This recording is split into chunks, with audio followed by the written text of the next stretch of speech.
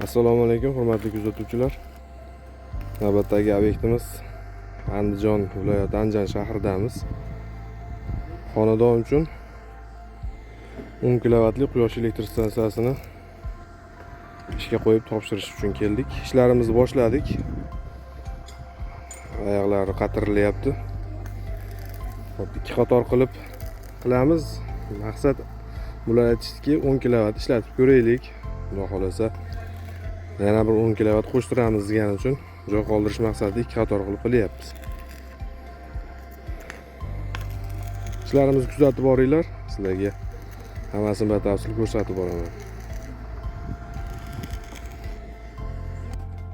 Karkazlarni shunaqa qilib mustahkam qilib joylashtirib oldik. Endi navbat panellarni qatirishga. Hurmatli kuzatuvchilar, panellarimizni joylashtirib oldik.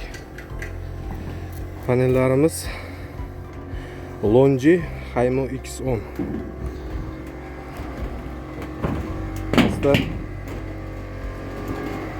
montaj ishlari ham bo'lyapti. Xonadonni ichki qismiga invertorlarimizni o'rnatmadik. Ko'zdan yiroq teparoqqa qilib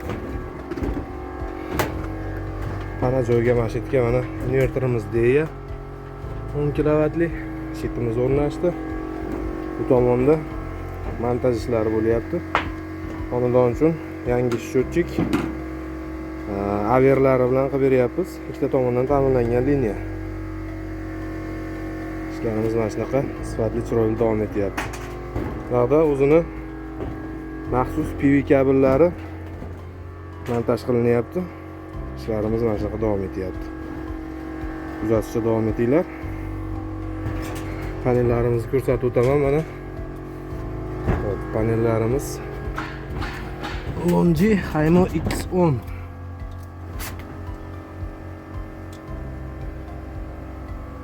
Panellarimiz umumiy quvvati 10 kilovatli. İşlerimizni yakuniga yetkazdirdik. Hop, shitlarimiz yig'ildi. Barcha zashtalari bilan averlarni qo'yib ikkita tomondan ta'minlangan liniya, yangi счетчикlar. Invertorimizni ham ishga qo'yib qo'ydik. Invertorimiz ishlayapti. Hozir tong sahar. Hali quyosh ham chiqqani yo'q. Endi ishga qo'ydik. Kecha kech bo'ldi. Ulgurmadik. Shunday qilib obyektimizni topshiryapmiz.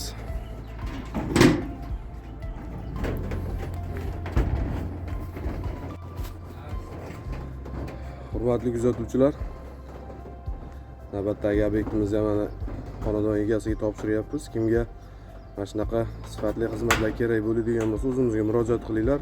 Aytgancha, panelimiz Longi Haymo X10 umumiy quvvat 10 kilovat qilib, DE invertorlari bilan 40 million so'mga xonadon egalariga barcha xarajatlar ichida topshiryapmiz. Ko'rib turgan telefon raqamlarim bilan bog'laninglar. E'tiborlaringiz uchun rahmat. Salomat bo'linglar.